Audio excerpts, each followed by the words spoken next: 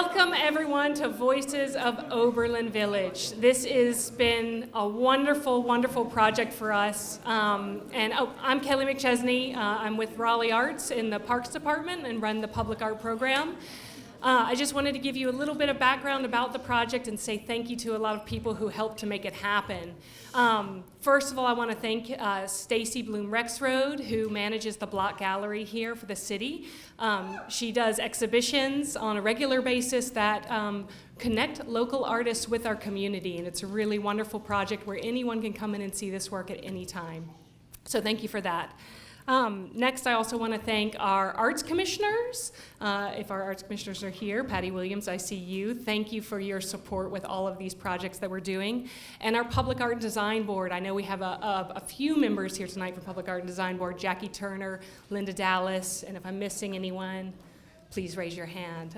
They have all been tremendously supportive in projects like this for our public art program. I want to give a little bit of history about the project in general. This started as a Percent for Art public art project where we were doing public art as a part of the Oberlin Road project. And this was one of my first projects when I started with the city in 2017. We began working with Friends of Oberlin Village, and I remember sitting in a room with people like Joe Holt, Mr. Joe Holt, who helped to create the vision for the public art project. But as a part of that process, we realized that we were missing a lot of information as part of the city in terms of if we were going to do public art with Oberlin Village, we needed to know about the history. We needed to have images of the history. So we started with Friends of Oberlin Village and did a photo scanning event. You can see some of the photographs here. We have many, many more, and we'd love to continue to collect them. And that was for use from our public artist, Chandra Cox, who's working on the Oberlin Road project with us. And then Friends of Oberlin Village, Sabrina Good, suggested we needed to get oral histories, and we agreed. So we worked with Friends of Oberlin Village to take 27 oral histories and get some portraits of some of those people, and this is what you see today in the exhibit. So without further ado, I'm going to pass it to our Public Art and Design Board Chair, Linda Dallas.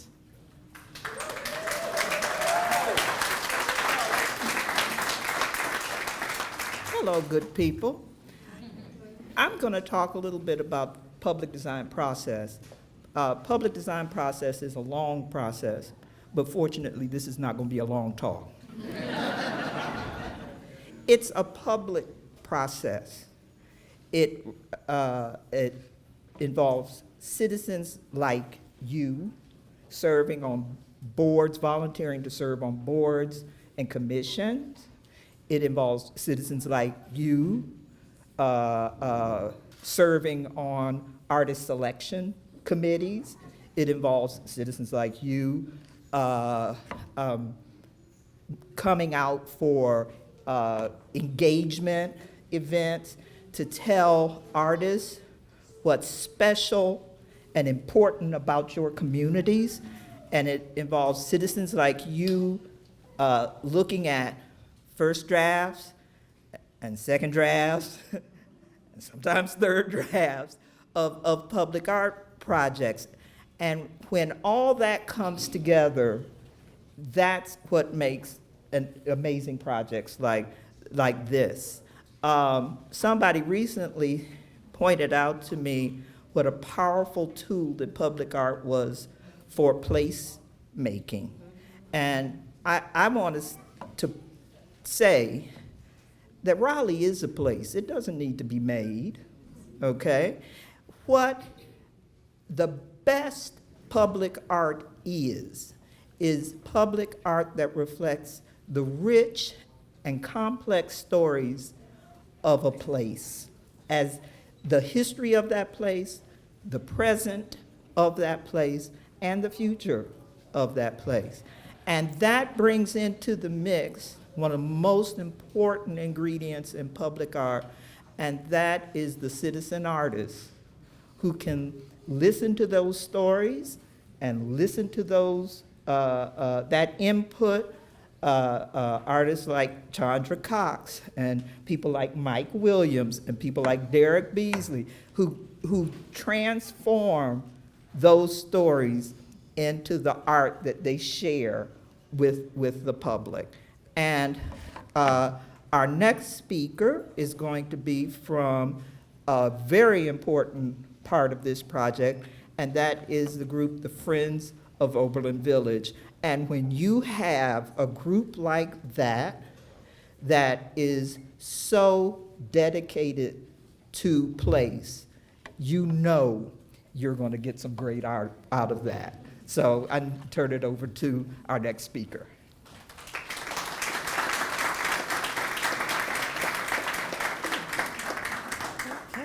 Good evening, everyone. My name's Michelle McLean, and I'm the chair of the Board of Directors for the Friends of Oberlin Village. So this evening, on behalf of the Friends of Oberlin Village, the board, and the residents of Oberlin Village, we want to express our sincere thanks to Kelly McChesney with the City of Raleigh Public Arts, Michael Williams with the Black on Black Project, Derek Beasley, the photographer, and other silent supporters for collaborating with the Friends of Oberlin Village to create the Voices of Oberlin oral narrative project. Oftentimes with Black history, the history is untold or not documented. This project will ensure the present and future generations will be able to access first-person historical account of living in Oberlin Village, the last known intact settlement founded by a free Black in the state of North Carolina. The poignant stories have a common theme of the unwavering love between all residents of the community, a sentiment that's rarely heard of today in any subdivision. Not spoken, but deeply felt behind the message of each participant is the steadfast grace and dignity shared by the residents despite the strengths and struggles they encounter daily. The injustices of racism and the gentrification of their beloved neighborhood, witnessed by the descendants of the founding families and generational families in Oberlin. We thank the participants as well as our partners for this heartfelt and everlasting gift. Thank you.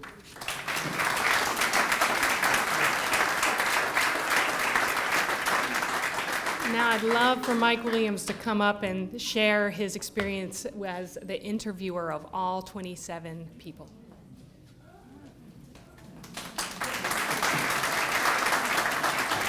So I was waiting. I was like, is there an applause coming, or am I just gonna have to like sneak up here? I want to say two quick things. Number one, thank you to Kelly and the Office of Raleigh Arts for several years. They have been working on documenting Black stories in various ways. So I want to say thank you to them. And I want to say thank you to the people I got to interview. And when I say I got to interview, that means I got to have a conversation with them.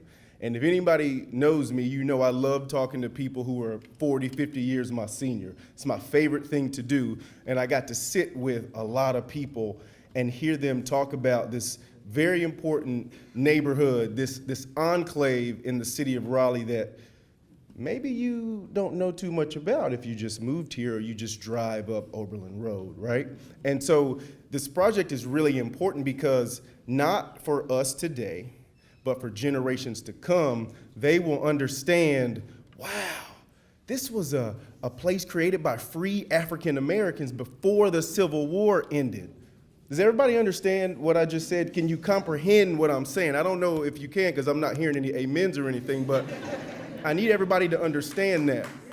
And so let's do that, please. And so when I think about Miss Mabel Scarver Patterson, Miss Cheryl Williams, Miss Andrea Fields, of course the great Mr. Joe Holt, Miss Brenda Rand Davis, and all the people that I got to talk to, there's something that you got to understand. There's a through line of information that comes from them through this project for generations to come. And another reason why it's important is because that through line goes all the way back to Jesse Pettiford.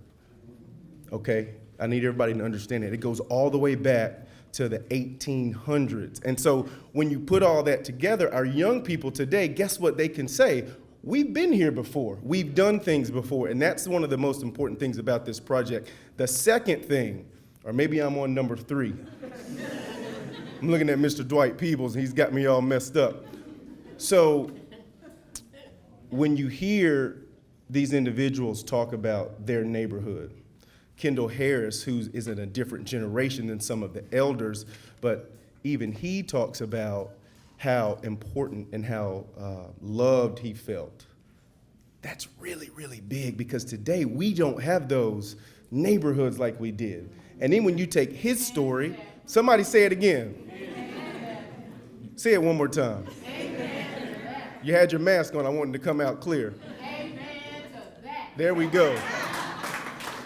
And so when you think about these stories, everybody take your smartphone. If you don't know what a smartphone is, somebody's got one, okay? And I want you to listen to these oral histories, because you're going to hear from people like Mr. Alexander Kelly, who speaks passionately about growing up in the neighborhood and visiting the neighborhood. You're going to hear these anecdotes from Mr. Holt about elders when he was a kid. That's what's really important, because of the through lines of those stories. Last thing I'll say, the great Randall Robinson, civil rights lawyer, activist, he passed away this year in March. He wrote a book about 20 years ago called The Debt. And in that book, he talks about how we are history's amnesiacs because we don't know our own history, okay? Now, with this project, we can begin to unpack some of Raleigh's Black history. And so I just want to say thank you to all of you. And I got one more. I told Kelly early on, I said, we can hear these stories, but I need somebody that will help us bring them to life even more visually. And I said, I know a guy. And I called my friend, my brother, Derek Beasley, and I said, hey, I would like for you, let me turn to him so he can see me say this. I said, even though he went to A&T, we got to talk about that another time. So I must be outnumbered in here with that. And I said to Derek, Derek, I need you to help these stories jump off of the page figuratively. And Derek has a knack of meeting with elders and sitting with them and hearing what they say and then bringing more light out. And so I asked him to do that, and if I may, he did a bang-up job. So I want to say thank you to him and bring him up now to say a few words.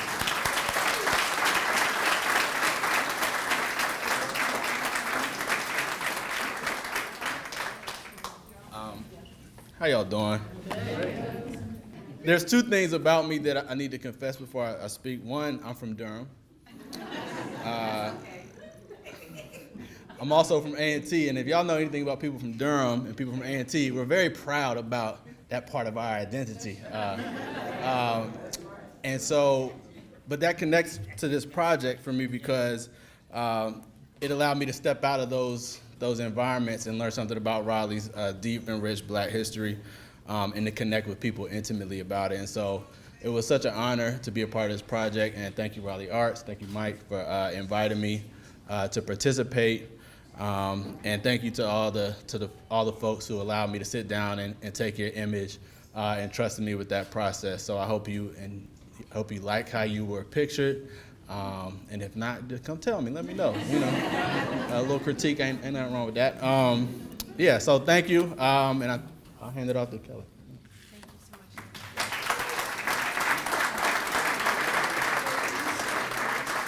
So tonight, people who are in this exhibit, if they're here, they are wearing these pins, please do reach out to them and say hello and talk to them. I did want to also say thank you to Councilmember Fort, who is here tonight, and just say a few words. Good evening, everyone. I want to just say on behalf of the city of Raleigh, we are so happy to have this exhibit. We're so happy to host this reception. This is a great opportunity to learn about one of the hidden gems in the city of Raleigh. I know several of the people who are on the wall. Carmen is in here. Kendall Harris, he and I went to high school together, so it's great to actually have the opportunity to touch history and be able to talk to these folks, Mr. Holt, and get a great sense of this wonderful community. So again, we thank you for coming out. On behalf of the city of Raleigh, we welcome you, Ms. Davis, good to see you. We welcome you and we hope you have a good time and enjoy the reception. Thank you.